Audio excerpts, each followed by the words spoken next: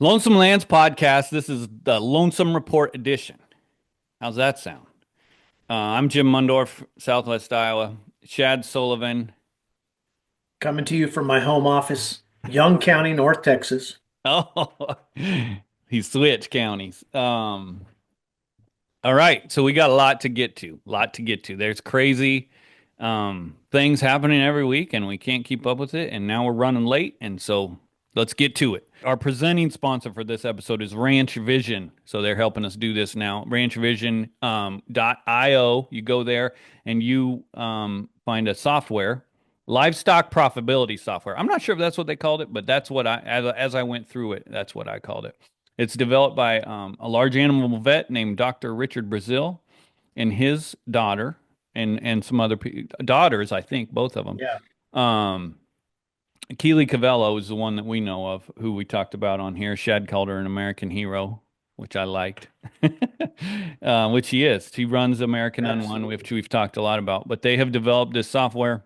When I got to sit down and they took me all through it, it's mind blowing to see how this stuff works. We've been talking a lot about how these websites and computer programs are exposing all this stuff, but it can also help you run your ranch. And so you just put in your inputs and it gives you all the outputs. But it takes in all the different variables. And it doesn't take long to set up. They help you set it up. So I know these kind of things can be kind of intimidating to people that don't sit at computers, but they'll sit down with you, help you get it all set up in there. And then once you're in there, you can just change things like one thing he showed me is how you can, if you're a cow calf guy, you can take down, change the percentage of heifers that you want to keep this year to next year, and it'll give you your profitability outcomes over the next, I think 5 years it goes up to. But then you can go crazy and take out, see what it would happen if you sold all your cows and brought goats in. It works for goats and sheep and all that kind of stuff. And it gives you all these very precise breakdowns of your profitability, which ag lenders love to see. He was telling me about, the bankers like to be able to see this. And if you have communication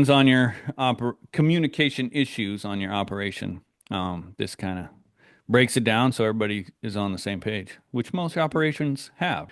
So ranchvision.io. And the best thing I like about it is their shared main goal, I would say. They share the same main goal as we do, which is to keep small independent farmers and ranchers in business and keep going. And because I was talking to get into it, I was talking to Brett Kinsey this week, and he said, we've been exposed in all this different things about these organizations and businesses, kind of all the stuff that everybody else is afraid to talk about. But he said one thing we can't forget and we need to do better about is talking about why we're doing it and who we're doing it for and kind of why we're fighting this fight.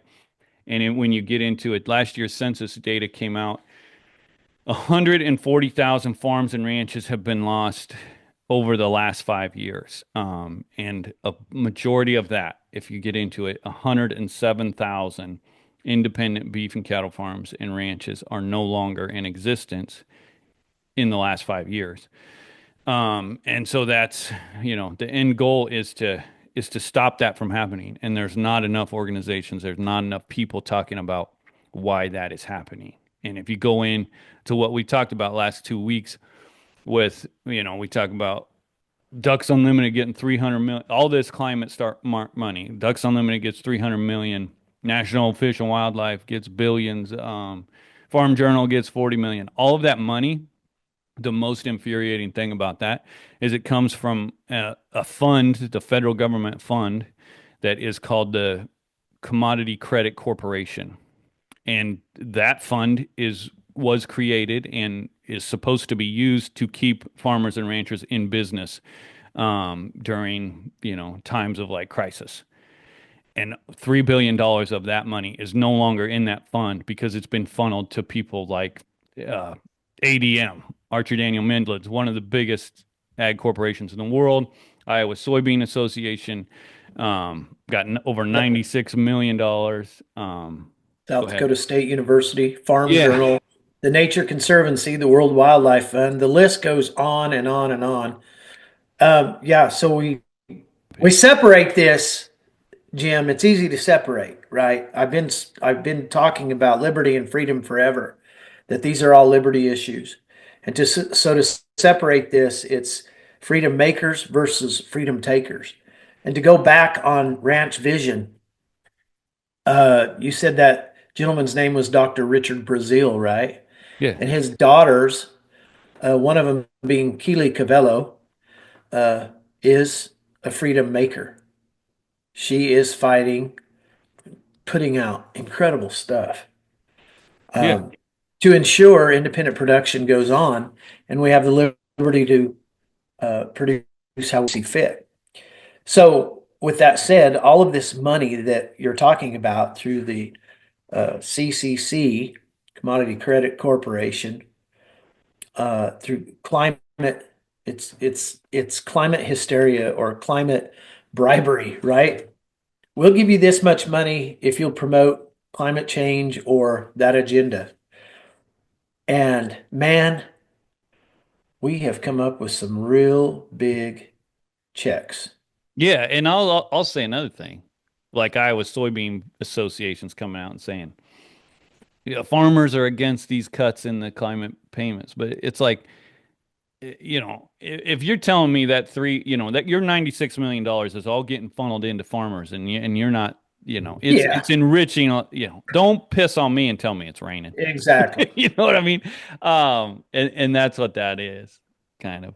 But to go back, like the puzzle pieces kind of keep falling into place here with like we started out, got this data Republican site where you can type in the names of these organizations or businesses and see how much federal government grant money came in. And that's a lot of that climate money. But then last week we talked about U.S. spending, where I think that's where we saw the $1.2 billion that went to National Fish and Wildlife Foundation. But then this week, what's been going around is a new website called ProPublica. And Well, it's not new. It's okay, always yeah, been there. Yeah. right. It's not a new website, but what it is you can type in nonprofits and I'll see their financial information because it's all Right. public. And Form the 990. the goal of it is like if you want to donate to someone, you can see how they're using their money. And I've seen it texted around at least throughout the sale barn community is what's blowing people's mind is there's a Livestock Marketing Association and they don't even call him a CEO, but their highest paid person is getting $1.798 million dollars a year. Um, and that that is the highest salary we found on that website that we can come up with. To compare that, American Farm Bureau, which everyone says is the biggest lobbying firm in DC, their CEO, Zippy Duval, I think, according to this information, he's making 600 and I think 30,000 once you add in the other on it. So, yeah, so their total revenue of Livestock Marketing Association is $12 million around there. 12.7 million dollars in revenue in 2023. Yeah. In 2021, they received paycheck through the Paycheck Protection Program. They received $728,000 in that loan program, which apparently has been forgiven. Uh, but their revenue in 2023 was 12.7 million. They took 2.6 million of that comes from internal investments, and 8.9 million is from other sources of income, which would probably be their insurance premiums from sale barns Yeah. uh, et al. Yeah, and I wasn't that familiar with how that outfit worked. There's been a lot of frustration that I've seen with them because they are supposed to be, working for livestock producers, specifically sale barn owners. And they lobby, I think, in DC. They work with NCBA now on all their crap. But to go through it and just to compare, like we talked about National Fish and Wildlife Federation, all the money they made. So I typed them in. Total revenue is 415 million. Their top guy makes 1.2 million. So they're making $400 million. Their top guy makes 1.2 million. Yeah. LMA's bringing in 12 million. Their top guy makes almost 1.8 million. It Yeah. almost seems like it's not real. Like it has to, it almost is I like, wonder did if it is a someone add a zero here? yeah, Because is it a mistake? That's what it almost I feel like it almost has to be a mistake, but the problem is you go down the line yeah, they're all and there making are it. 8 employees there make $293,000 a year or greater. But one of them that I was looking at was an ENGO, an environmental non-governmental organization, which was my favorite. The Nature Conservancy had revenues in the same year of $1.17 billion across the board. That's across the world, global. Their top guy is a guy by the name of Bola Usanye, and his salary is $855,000 a year, which is an enormous salary, right? Well, But it's the typical. And I get like some, you need for the record, our favorite is not, if you're new here, Nature Conservancy is not our favorite organization, just to be clear. you didn't But hear the sarcasm in my voice? I just wanted to make sure everybody was clear. But these outfits, they need talented people to do what they do. And I'm not one to crap on people for making too much money, but when you classify yourself as a nonprofit and then you pay yourself these this website breaks it down and says that it breaks it down and says executive comp total of your total percentage of total expenses, how much your salaries are, because that's what a lot of people want to see if they're going to donate to a Sure. nonprofit. How much are you paying yourself? And so there's executive salaries, which is weird. That's the other thing under LMA. They don't call themselves executives. Like this, it says secretary something under their top guy. Yeah. He's not like a CEO. And so it's not under executive salaries, but it says other compensation. The percentage of their total in expenses is 68.9 of that is spent on salaries. And so it's just nuts. It doesn't make any sense. But the way So LMA works, so I've gotten to like how do they make their money? And so they insure it's like Farm Bureau sells insurance. LMA sells insurance for sale barns and they insure the cattle. And the way that the people who are paying that are the cattle producers. The sale barns are getting a certain rate based on $100. The rates, a certain amount of money is paid per $100 they sell. And that's that right. amount of money is taken straight out of the cattle guy's checks. The guy who's bringing their cattle in to sell them, they're paying for whatever the rate is, I guess, per $100. So that's how they're making their money. And that goes back to like why we're doing this. This isn't like a gotcha type thing. It's like what we're here on the side of the producer, and if the producer is paying for a salary that is $1.8 million for a supposedly nonprofit, I feel like it should be talked about. You know what I mean? Um, and yeah. So the other thing I was Well, talking, I'm not ignoring you. I'm doing some quick figuring. you're doing Um, some math. yeah, and so with LMA, so he draws 14% of their revenue. With the World Wildlife Fund, their top guy draws 2.9% of their revenue. So I'm just wondering how these nonprofits figure all that stuff Well, I up. hope It your just seems numbers to are be, right. But huh? like NCBA, it said that their top guy is 416,000, and that's Right, kind of similar to, American Farm Bureau 608. We looked at right. Humane Society, their top guy makes 648,000. PETA, their top guy makes 141,000, which they're all crazy. I'm surprised they're not doing it for free, but running around naked for $140,000. That's what PETA likes to do now, I think. Um, But yeah, so almost none of these are over $1 million. It's like Yeah, The which is Farm Bureau's surprising. CEO is making a third of what the Livestock Marketing Association top guys Right, make. right. It's something ain't right. It's somewhere. Well, and didn't you say that, Their revenue has exponentially increased just in the Yeah, so last if like you look, 5 years. it shows their revenue, and they went from around 3 million bucks every year, pretty steady around $3 million.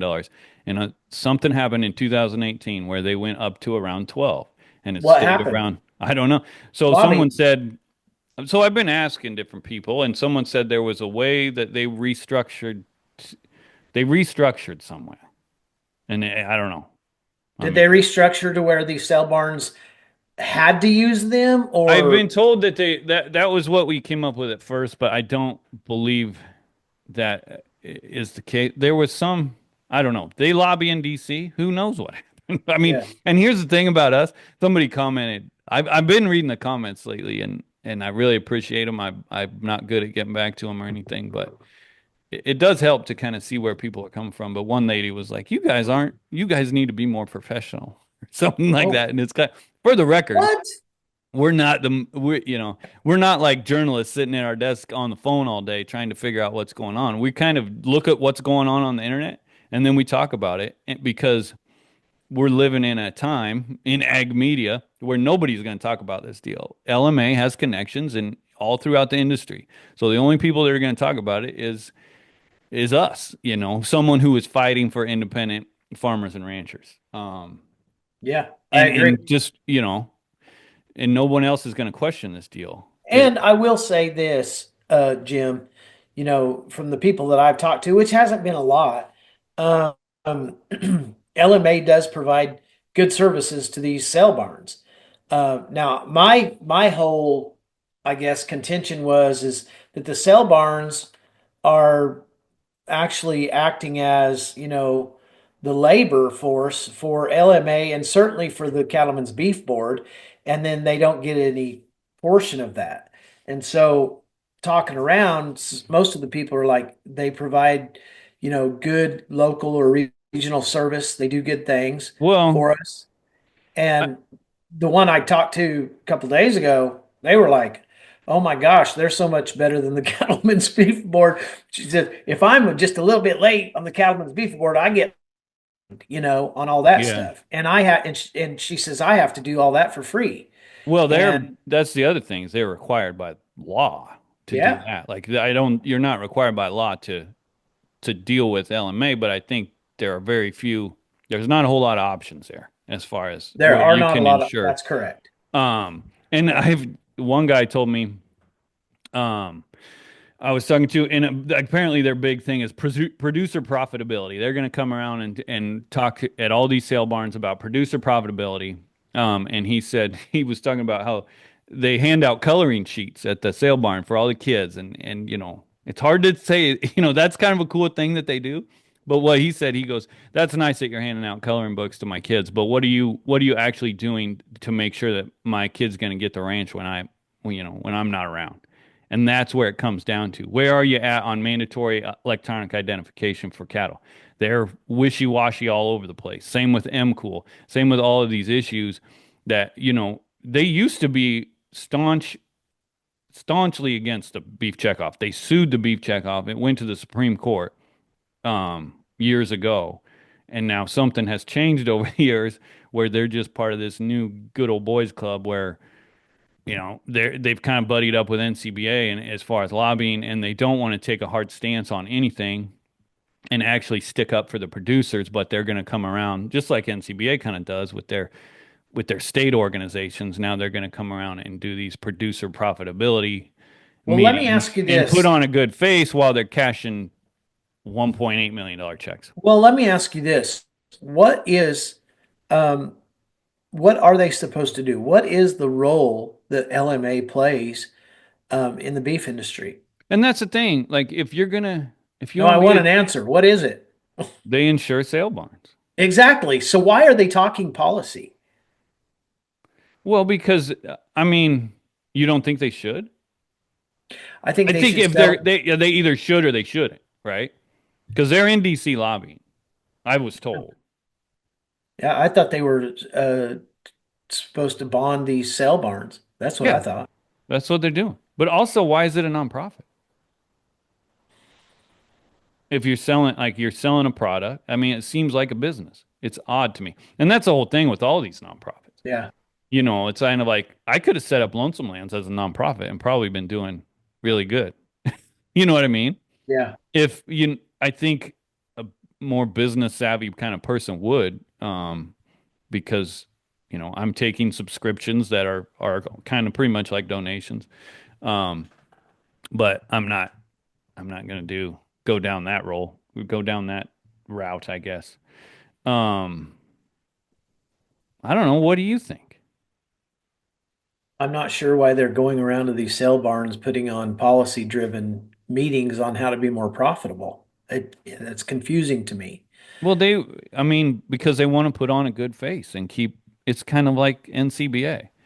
Like they're crooks, but they'll come out with these nice articles about this ranch down the road and what a great family they are, and they're based in faith and family and all this stuff, and they'll have this great article that seems nice, and boy, isn't that great.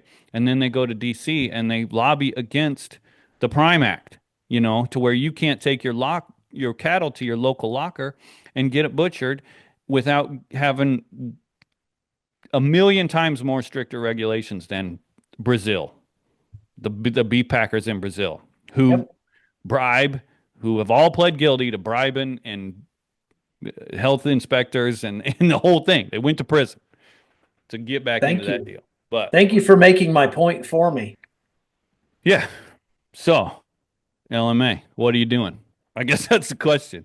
And to I be mean, fair, I want to be fair about all this. So yeah, let's talk a little bit about all of these guys.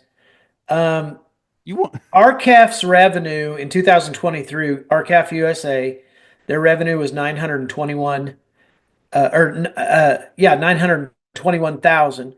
Their CEO, Bill Bullard, he makes 180,000 a year. The National Corn Growers, their revenue of 21.4 million, their top guy 467,000 a year. Same with the Iowa Corn Growers. Um, here's one that kind of boggled my mind. The Colorado Cattlemen's Ag Land Trust. Now, this is separate from the Colorado Cattlemen's Association, but it's kind of a subsidiary. They had revenue, this is Colorado Cattlemen's Land Trust, of $59.1 million in 2023. Their top guy makes $189,000 a year. Um, the Natural Resources Defense Council, 193 million in revenue. That guy makes $688,000 a year. We talked about NCBA of 55 million in revenue with Colin Woodall bringing in $416,000 a year, which I don't see that as a huge problem. yeah, that's not like I mean, He has 10 the top there, but NCBA's top 10 employees make $191,000 or greater yeah. a I year. mean, I don't know. I don't know what these people should be making. The Yeah, thing that blow, but if you're making three times the amount of every other CEO out there, that's, I feel like the headline, yeah. But it No, I is agree. interesting that all this stuff is coming out and really easy to find and see now. It's pretty wild. But I mean, that's It how it should is. be. If you want to be a nonprofit, you got to put it all out there. Yeah, you have to put it out there. Yeah. There's no ifs, ands, or buts about it. Man, Right. just the amount of money that has been laundered is whoo Yeah. crazy. But what's amazing is, I've talked about this on one episode, I think, like we're living in a different world now than what these people are used to, like the Colin Woodalls and the LMAs. Like they're not used to somebody being able to type Livestock Marketing Association into a website and seeing what their salary is. It's a valid Um, point. and part of that, your girl at Data Republican, when we first started talking about this, Data Republican was the first website really that you could type this stuff in and we could find all the climate smart commodity stuff coming up. And Shad's new favorite person is the girl that put that together. Uh, Unbelievable. I mean, if you have a chance, you need to look that up. Data Republican, a deaf girl that just started doing this on her own, using AI technology to put all this data together and caught the eye of Elon Musk. And then they kind of partnered up. And in her interview that I saw a couple days ago, she says, I can easily find 50 or, uh, yeah, it was 500 billion. Yeah, it's 500 billion in, corruption. And she's saying, that's the tip of the iceberg. I think I can find 100 billion now. Yeah. And so this is just nuts to me. I knew that I knew that we were being stolen from, but I had no idea that the Yeah. And American I feel like we're taxpayer, just, I talked to, before we got into this, I was like, Shad, are we just beating a dead horse on this over and over? Because every week we come out with, there's more corruption, but yeah. we're just, what it really is just continuing the conversation Well, it's all because interwoven. it just keeps, and I think we're just scratching the surface. Like we're I just getting know. started. But one of the I most know. interesting things I thought that girl said, when she was interviewed, she's had a couple different interviews out, but one's with Yeah. Glenn Beck, and she talked about how what what she has found is that there is a government that exists inside of our government, and they Yes. have their own language, and people don't even realize it until like she's really been dug into it, and that's like what she's come up with. But it made totally sense because what I've looked into over the past year, and Shad has too, is this climate smart commodity thing. And the USDA, like the government inside the USDA, she said they have their own language. And in the USDA, we've talked about measure MMRV is what they talk about: measure, Right. monitor, report, verify. And if you talk to, you know, 99% of farmers and ranchers, if you said MMRV to them, they probably would have no idea what you're talking about. Right. But I bet you every single person who works at the USDA right now would know what MMRV is. And that all goes back to greenhouse gases. Yeah. Their goal for the past 4 years at USDA was to get farmers and ranchers to measure, monitor, report, verify greenhouse gas emissions. That was their top priority, and it was no secret. But it was, it was this that was the government inside the government. That's right. And that's why they really encouraged us to sit at the table as stakeholders and shareholders to develop and push sustainable development. Here we go. You talking about Right. language? That was the language. And man, did a lot of people want to sit at the table? Even Ag News today is still pushing all that stuff. Yeah, I saw there was some ag continuum. Is Yeah, that you Ag sent me something? Continuum. They're talking about Yep. how, well, we're still doing the MRV. Yep. He said MRV. I suppose MRV. they got But you monitor know out there. what? That was the first time away from you that I had heard that on a news I can outlet. remember when we first started looking into this, there was an interview with Tom Vilsack, and I think he was in Omaha, and on the whiteboard behind him he had given this presentation. On the whiteboard behind him, it said MMRV, and I was Wow. like, oh, there it is. Yeah, I mean, it's what they were Wow. teaching. They were just pounding it into the people, and I mean, it was like their gospel. Well, it they were does. going It with. becomes their religion, right? It's what they worship is climate change. And now we're seeing all the pushback, to go back into what we've seen over last week. All the, I guess, green groups have filed a lawsuit against the USDA, the new Yep. USDA, Yep. because they said because they got rid of the climate language, but I'm sure it is because they have cut the funding of Sure. all of this climate. And the first place I saw Iowa Soybean Association said farmers are all upset because they're not getting their money anymore. Um, but what that is, it's their climate.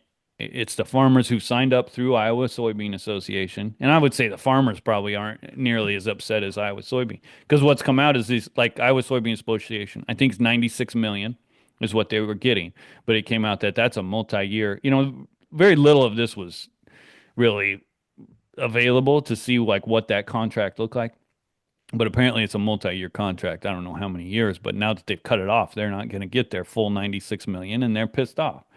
Um, Well, I think though they come out yesterday and certainly said that if you were a producer that had a long-term contract, they were going to reinstate all of these payments, which I feel like they probably should, since our word is supposed to be our bond, yeah, and these contracts are kind of contract, but Yeah, a contract is a contract, but it's funny how all of a sudden with the cutting off of this funding, Jim, how these ENGOs and NGOs are now on the side of the farmer, right?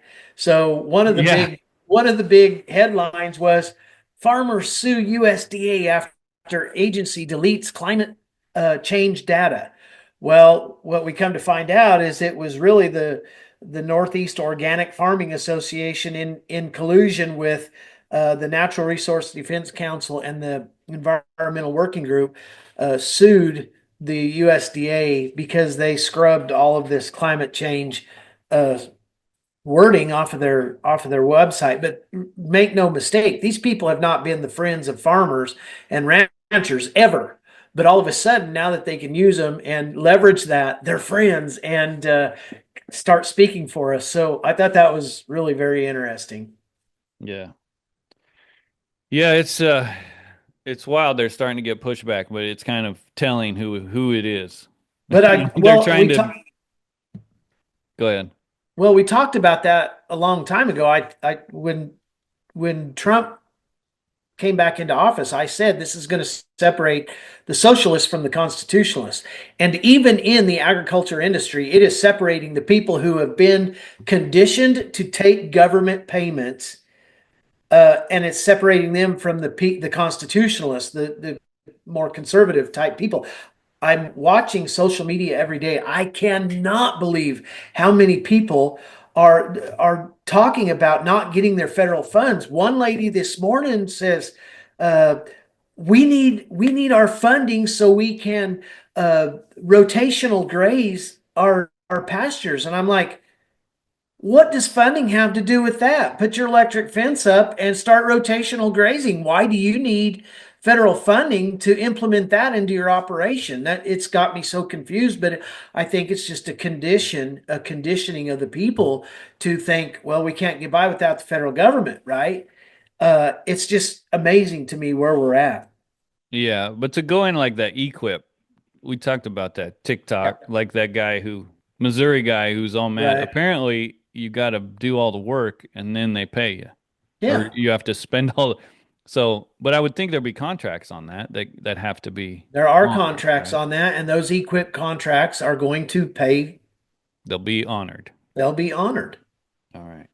Yeah. But to go into pissed off people, all these. So last time we did this, we record. So this is on Thursday. We're running behind, just to be clear.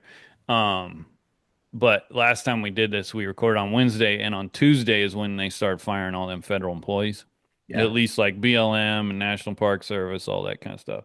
And so we hadn't seen kind of all the pushback, and now we've seen, people are going nuts. Did you see that tweet about the Yosemite? They fired the locksmith. They're the only person that can open the bathrooms, and so they said, which that seemed like a total made up story. They said Yeah, that I people don't got know about locked in the that. bathrooms at the national park I because there I was one saw person with keys that worked for that entire outfit. exactly, and most of those bathrooms are just outhouses anyway, I'm assuming because they are Yeah, so isolated. But I did see where, they had this big protest where a park ranger flew the flag upside down on the side of a mountain at Yosemite, which I've never been there and I'd like to go there. But they told me, from what I've learned, is 12 people lost their jobs, which at the I'm sorry for the 12 out of people, how but many?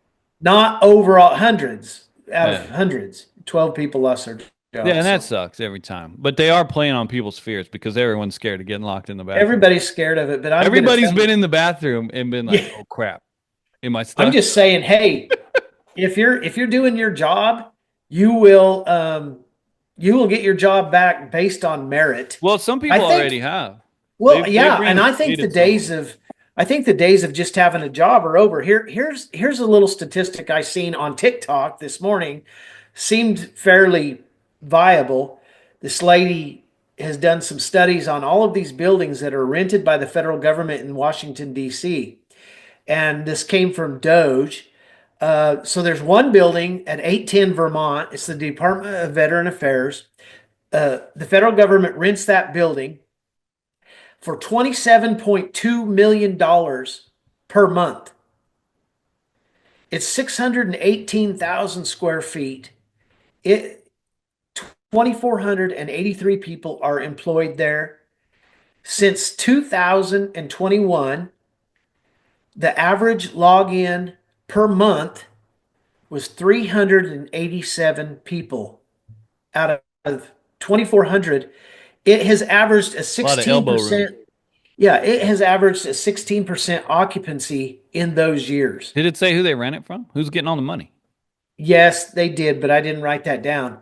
But then she went through five more buildings and it just got worse and worse. Some of them were at less than 10% occupancy since 2021. So why wouldn't we try to right this wrong? And who would be against writing, making all of this right?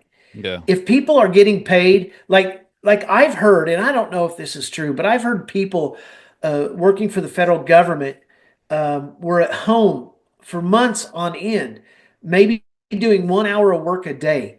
Uh, getting, it just kind of chaps your hide. I'll settle down on that. Yep. But the other thing is, and I'm not so sure you hear about how they're going about, they're firing all these probationary people, and it's kind of like, fire the people who've been there and created this system.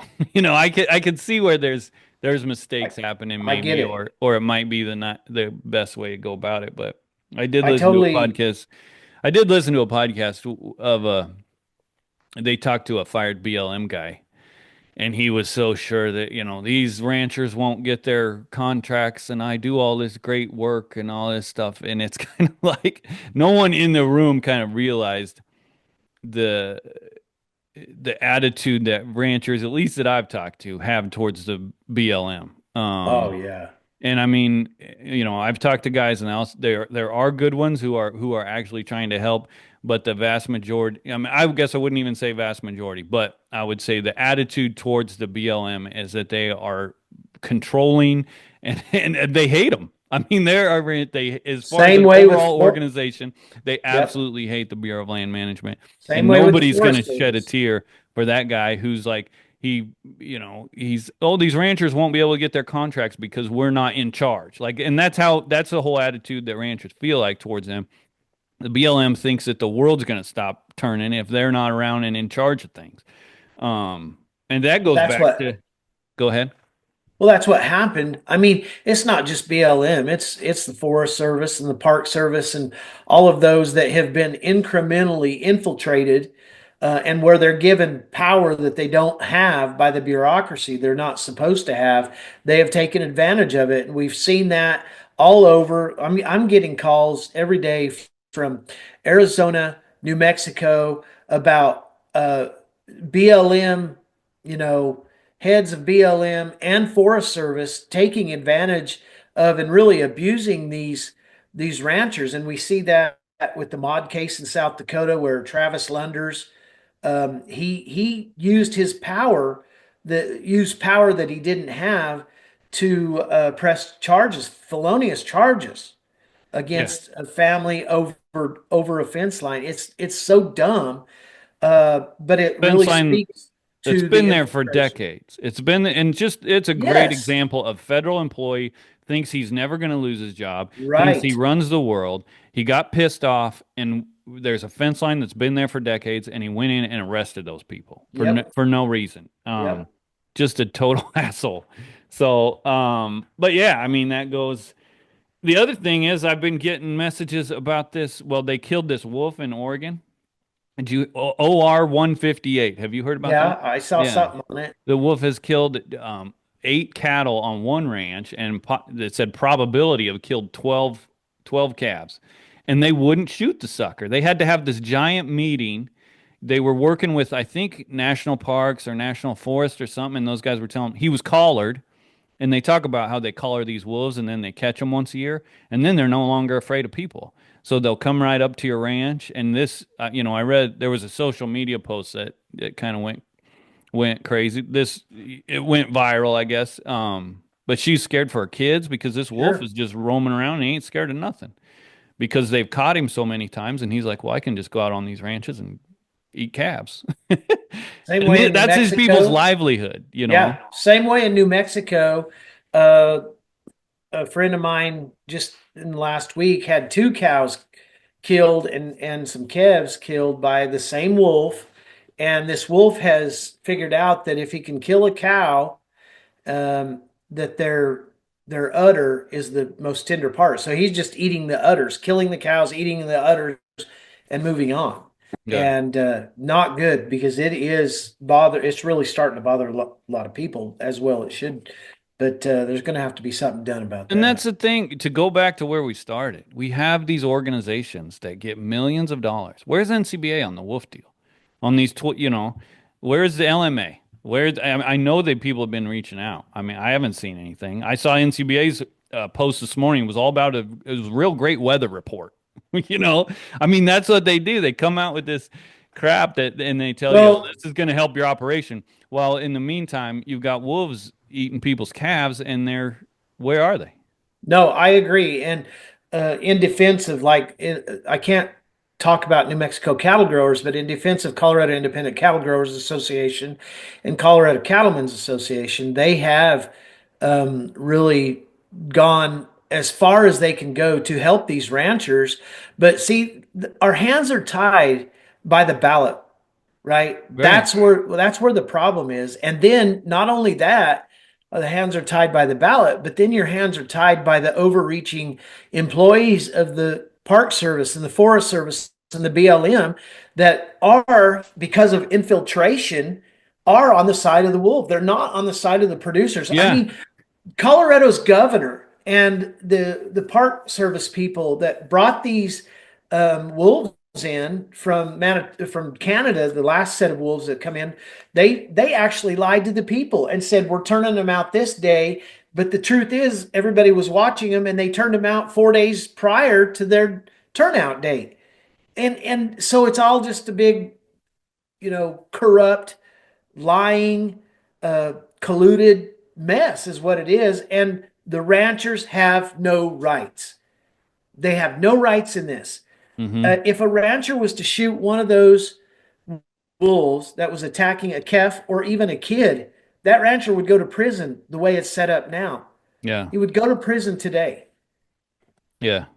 I And don't I know. heard a guy, he made a real good point because you talk about the ballot box and how people are now voting on these issues that are affecting agriculture and land.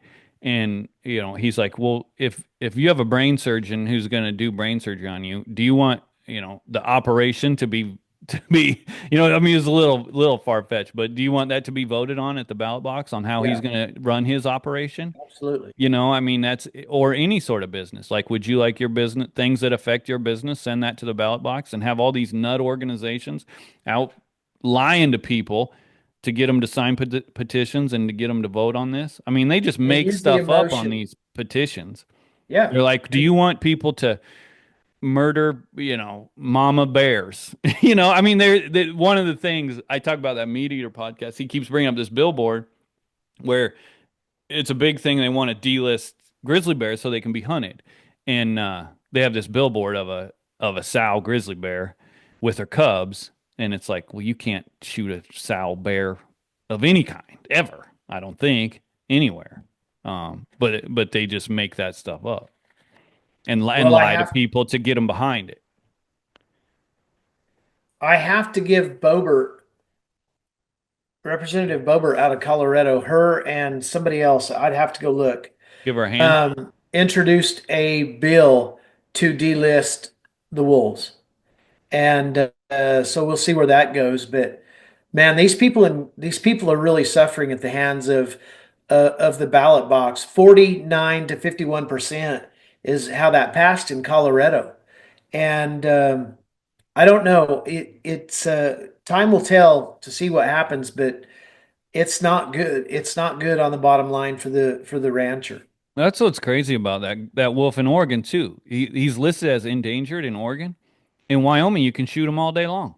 Yeah, I think it's like it's like coyotes. And it's and the these same kind of wolves, wolf. They're like a gray wolf in Wyoming. I'm pretty sure there's no like limit or anything. And in Oregon, they're endangered species. And these wolves that are in Colorado that pass over, it's funny because they're so protected in Colorado, and then they pass over the Wyoming line, Yeah. and you can do that. You can Right. protect yourself, but Yeah. whoo, man, hot topic, Right. Yeah. hot topic. Well, we just asked where NCBA was. They're in Canada. Yeah, they You're the are. expert on that. You talk about that. I don't. I'm not. I'm not an expert, and I don't really have my paperwork with me. But all I can tell you is because of the tariffs, the Canadian cattlemen want to form coalitions with the NCBA and American cattlemen to fight the fight Trump's tariffs Get and around the law, really. get around the law.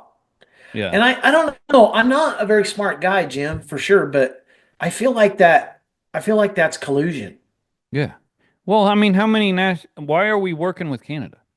I mean, why is our checkoff funded organization going to Canada? Is it Exactly. the North American Cattlemen's Association? Well, I You mean, know? according to that meeting they had down on the border at LMA, we're all one country. Right. Yeah. I mean, but yeah, it's people are pissed. NCBA is trying to work with the Canadian Cattlemen's Organization to get around the tariff so that we can continue to import more beef. And to go back to the beginning, we've lost 107,000 small farms and ranchers, beef producers in the past 5 years. You know, it goes back to that. Like that's why we're doing this. 1,000 per year. And why are they doing it?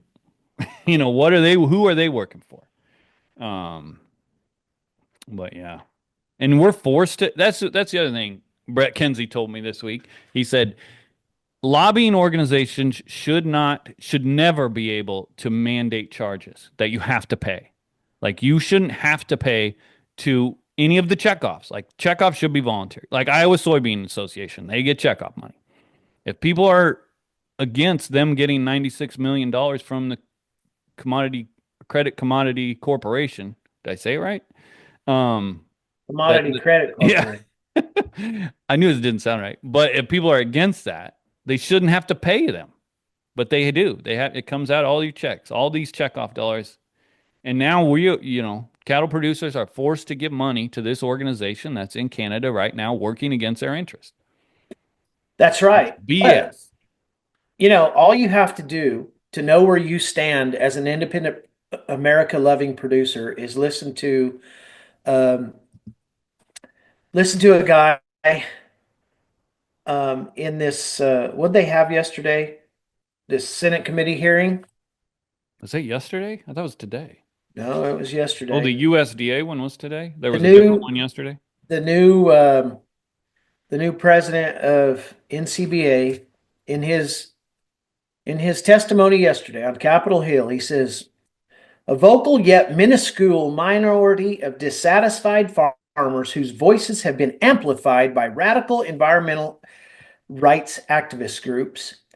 Um, he's That's talking us. about that. Yeah, I mean, you are a vocal, yeah, you are minuscule, brother. Yeah, And that's the truth. you don't really make your living in the cattle, so you don't know. But one of the things, he talked about the checkoff. It was established by statute in 1985 and ratified by 79% of cattle producers in a national referendum There's three a years lie later. right there. That's a lie. It was only the people that at the meeting. The only That's people right. that got to vote on that were the people that went to the NCBA convention the year that That's it went through. correct. It was Uh, not cattle producers. And he the quote that came out of that meeting was, if they don't want to show up, they don't get a vote." That's right. That's exactly the quote. Um, he continues. They pushed this 2, 3, 4, 5 years ago. You got 11.49 in your value back.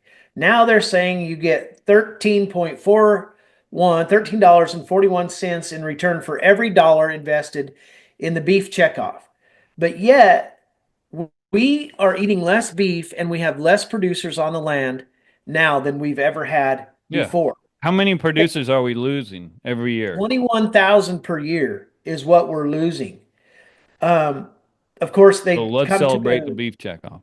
they took a little jab at the RCAF members who, they circulated this petition to, revote on the checkoff, and he kind of took a jab at them, and he says only 10% signed the petition. Well, I got news for him. Not even 10% of the people knew the petition was out there Yeah. because we had hell getting traction During uh, COVID, during I mean, there was COVID. just, and Yeah. it was ran by a bunch of cattle guys, But I and wanted, I wanted, I want to point this most important thing out, and a lot of our government appointees are talking about it, and I don't like it at all. But he said the checkoff sets the model for an ideal public-private partnership. Now we know that the Sustains Act of 2023 was passed, introduced by Republican G.T. Thompson, and that prioritized public-private partnerships and gave agency heads um, total discernment on rulemaking, bypassing Congress. Okay, number one, that's unconstitutional. It's not a good thing. But we are starting to see this push from the Sustains Act to give these agency heads all the power that they need to form public-private partnerships. Now, some people will say, okay, what's wrong with the public-private partnership? For instance, here's one right here that USDA has created well, to that's all we've talked about the last 2 weeks. I mean, all this money that comes from the federal government into these exactly. But private here, organizations. but see, It's here's a public-private partnership. Let me finish. That is going to partner up with local, your tax dollars are going to partner up with local firefighting organizations to help mitigate wildland fires, right? Okay. All right. That's fine. That sounds really good, like a good partnership, right? The problem with that is if you do it on that side, then you have to do it on the other side too. And if there's a radical environmental organization that comes in, say the Nature Conservancy with the state government, i.e., example, Colorado State Land Board, and they push that private money. We saw where they got 600 or 60 million.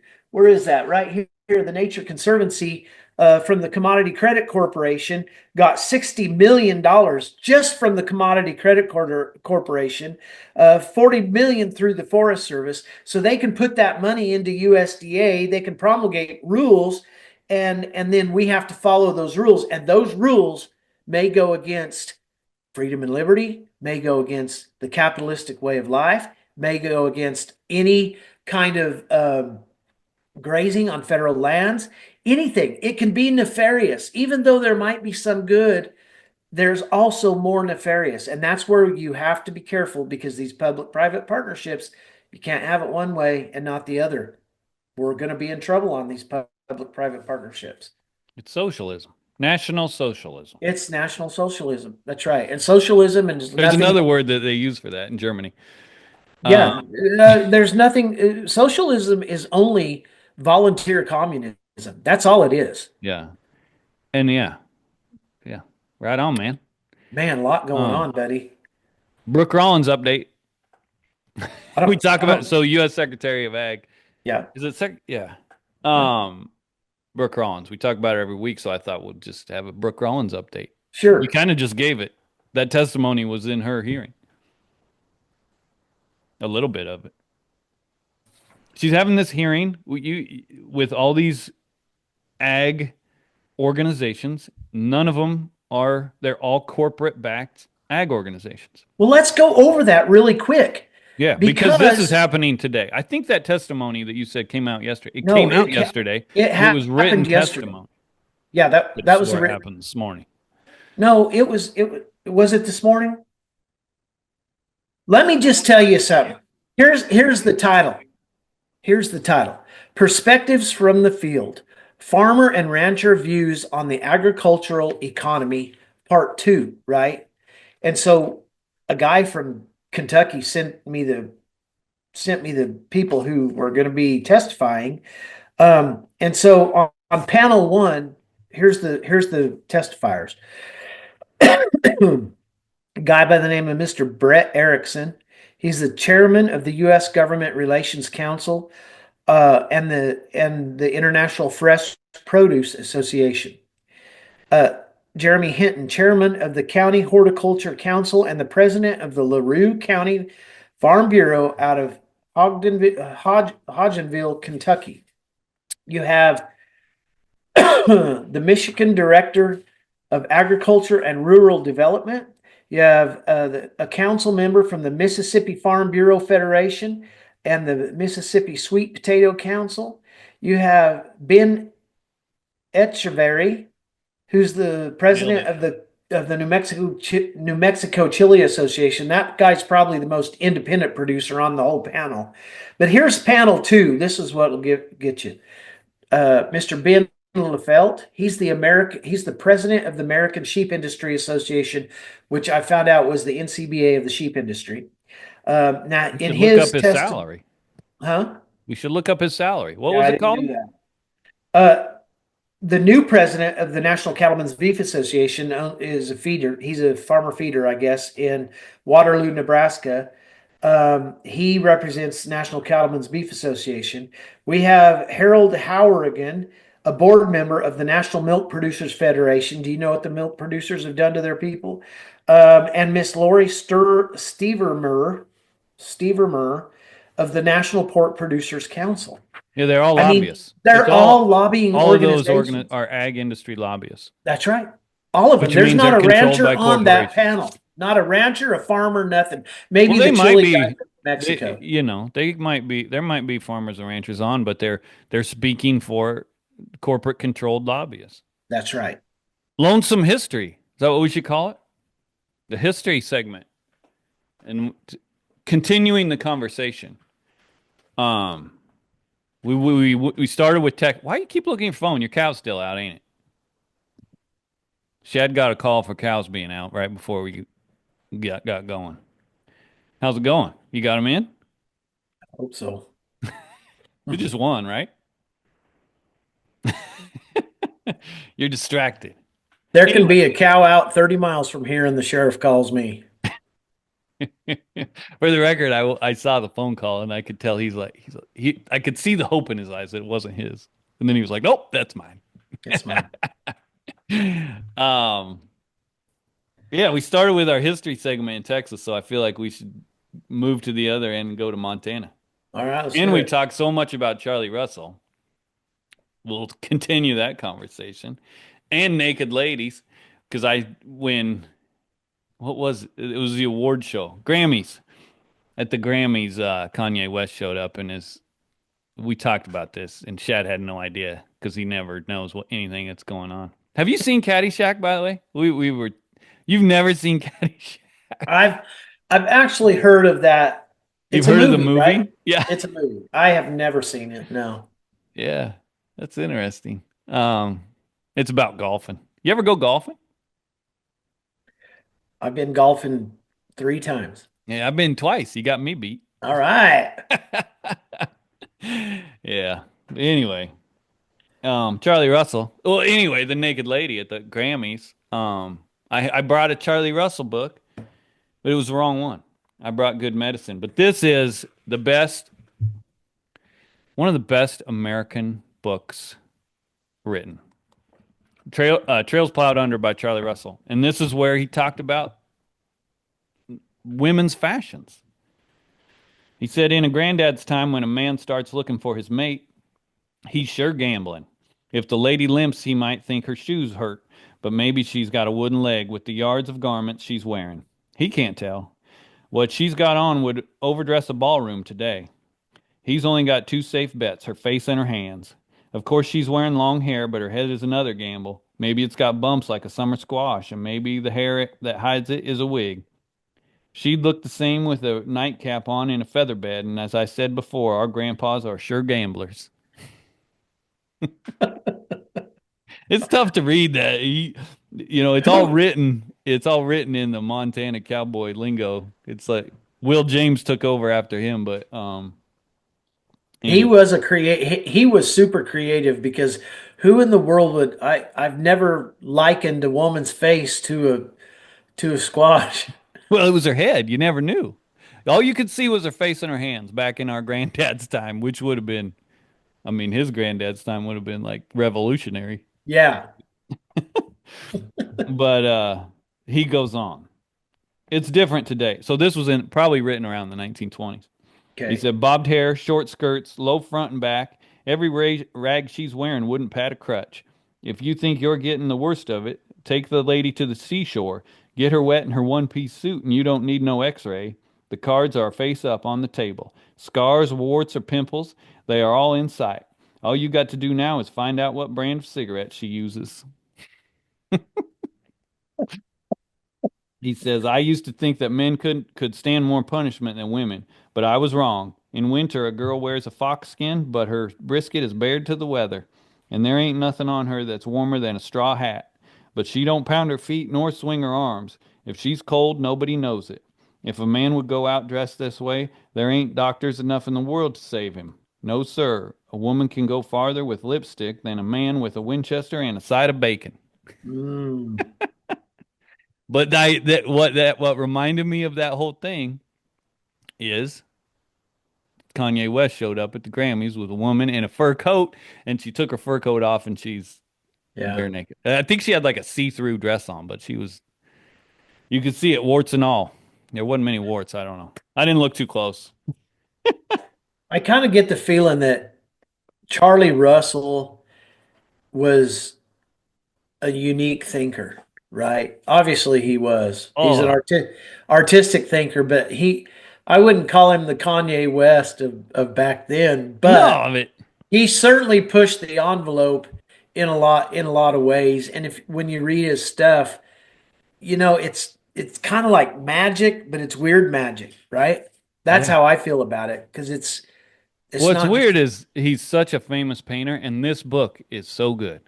I yeah. would say American literature it goes Huck Finn, Tom Sawyer, Trails Plowed Under. I mean, I don't know. I just come up with that. Maybe I'm that's writing that down. Huck Finn, Tom Sawyer, Trails Plowed Under. we pointed them north right after that. Oh yeah, dang But right. that's not a novel or a fiction, but yeah, this book is pretty much all of just little short stories like that. Like that was the chapter that I just read on fashion. But yeah, he was a unique guy.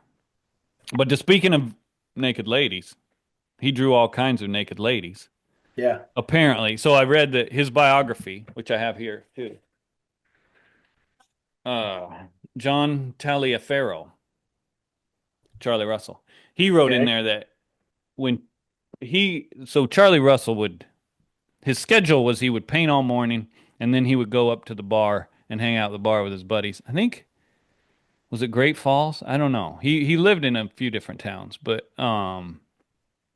and so he drew all these naked lady pictures for his and painted them and stuff for his buddies and they got spread all out the US and then when he died his wife was like his manager kind of and she found like all of the naked lady paintings and no one has seen them now to this day so She didn't find them all. I was just looking for that. So at H3 Steakhouse in Fort Worth, which is connected to the Stockyards Hotel, over the last 20 years, every time I went in there, which is one of my favorite places to go, I love that place. But there is an original Charlie Russell in there, and it's a real strange painting because it's kind of like remember when we were kids and we'd get those cards for Christmas or our birthday and they'd open up and they'd have something pop out. yeah Well, that's kind of what this painting is, and I can't remember the exact. It's a brothel scene with a woman in there, and you do this, and it's just like a normal scene, and then you do this with it, and it presents this naked, and it so was you were able to it like was you go in the bar and you could touch the painting I like you couldn't could touch it, open but it twice I asked the manager about it, and twice it was behind a lock and key, and he would unlock it, and he would do that little action. But listen, I was there about a month ago, and I looked for it in that place, and it's gone. So I don't know what they did with it, but it was an well original, and I I'm bet you sure it's it's worth worth millions of dollars. You know, so maybe it's up at the Amon Carter is that how you say that Ammon Carter, Ammon Carter yeah, yeah. um I don't yeah. know. Where's that bar at? In the stockyards? Yeah, it's in the stockyards, What's right it on the called? corner. Huh? What's it called? H3 Steakhouse. Oh, H3. okay. It's So pretty it's a cool. steakhouse. Well, it's a It's on bar. is Half it of it's a steakhouse, and the other half is the original bar. And it's freaking cool. I mean, it's cherry wood bar from the old days, and you kind of feel like you're going back into what the trail drivers' days, with the exception of the seats in the bar. The seats are saddles. saddles? It's weird. Well, that's how so yeah, I mean that must be the Stockyards bar or the Stockyards Hotel bar. Is that what it is? Yeah, That's the same one? yeah, No, okay. same one. What'd you call it? It's called H3 Steakhouse. Oh, okay. Yeah, I was trying to picture it and then I was like, okay. Yeah, it's pretty Um, awesome. yeah, I except for love them Fort dang Worth. I love the saddles. stockyards in Fort Worth. There's a lot of history there, Yeah. but it's become a travel plaza for hundreds of thousands of people. Yeah, gets a little out of hand. Yeah. It's nice to visit every once in a while. I wonder how that painting got all the way down there. And how did she miss one? Yeah. Even in this book, it said there are none, I think it said there are none of or there aren't any around anymore. But I'm gonna have to find out what happened to that painting because now my interest is piqued. I want to know more about it. And both times they said that I said, "Is that original?" And they're like, both times they're like, "Yep, it sure is." huh. Anyway, Charlie Russell, Montana. Speaking of Montana, it's up there where they're trying to. I don't want to get back in the issues, but man, they're trying to steal more money through the checkoff deal. Yeah, That's another the thing. dollar. You get the cattle market gets high, and now we got all these. Nebraska's trying to get rid of their brand law. Montana's trying to get another. It's like LMA's making $1.8 million in their salaries. They just think people aren't going to pay attention. Maybe they're making money. I know a guy in Texas who wants the check off to go to $5, and I'm like, Oh my gosh. yeah, not gonna work for me. All right, man. I think we got to it all. I'm sure we didn't, but we hit a lot.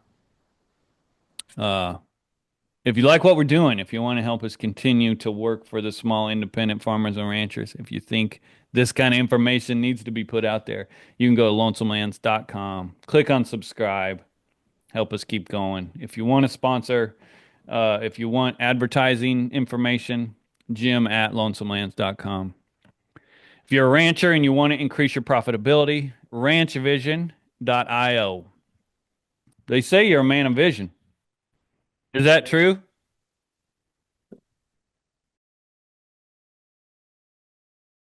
Are we gonna get our It throats cut? seems. I don't know. I don't know. I think we've been doing good.